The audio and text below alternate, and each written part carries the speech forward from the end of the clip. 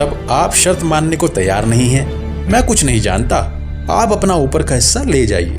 इस तरह किशन ने चालाकी दिखाते हुए लालची सेठ को मुंह तोड़ जवाब दिया और सभी आलू लेकर घर आ गया और घास फूस उस सेठ के हिस्से छोड़ आया। अरे मालिक, पूरे गांव में आज तक आपके सामने किसी ने चालाकी दिखाने की हिम्मत नहीं की और ये किशन का बच्चा आपको इतनी आसानी से बेवकूफ बना गया। अरे वो बच्चा मुझे क्या बेवकूफ बनाएगा, आने दो उसे। इस बार तो मैं उसको ऐसा सबक सिखाऊंगा कि मुझसे दोबारा उलझने की कोशिश नहीं करेगा। कुछ दिन के बाद किशन दोबारा सेठ के घर आता है। कैसे हो सेठ जी? कहो लड़के, इस बार क्या चाहिए तुम्हें? आपकी जमीन ठेके पर चाहिए सेठ जी। ठीक है, तो मेरी इस बार की शर्त भी सुन ले लड़के। इस बार तेरी कोई चालाकी नहीं चलेगी।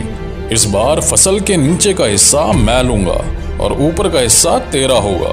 बोलो, मेरी ये शर्त मंजूर है? मुझे मंजूर है सेठ जी, इस बार ऊपर का भाग मेरा ही होगा। इस तरह किशन सेठ से बात करने के बाद घर आ जाता है और इस बार दोबारा खेती करने की तैयारी में जुट जाता है। किशन इस बार गेहूं की फसल लगाता है और कुछ दिनों बाद फसल काफी अच्छी उगाती है। अरे वाह, इस बार तो गेहूं की फसल खूब लहरा रही है। मजा आ गया। आने दो अब उस लालची सेठ को, फिर मजा चखाता हूँ उसको। कुछ दिन के बाद सेठ किशन के पास आता है। जैसे ही सेठ गेहूं के खेत पर पहुंचा, उसका दिमाग चकराना शुरू हो गया। अरे ये क्या, इसने तो इस बार गेहूं की फसल लगा दी है। यह लड़का जितना मैं सोच रहा था उससे कहीं ज्यादा होशियार निकला। नमस्ते सेठ जी, कैसे हैं आप?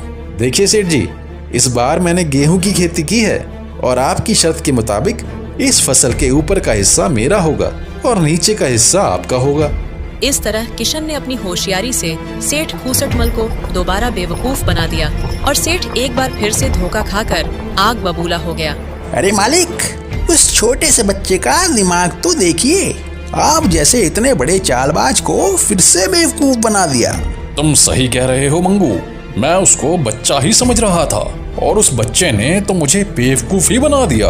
आने दो इस बार, फिर उसको बताता हूँ कि सेठ खूसटमल किसे कहते हैं। किशन ने गेहूं की कटाई की और सारी फसल अपने घर ले आया और उस फसल का कुछ हिस्सा उसने गांव के जरूरतमंद लोगों में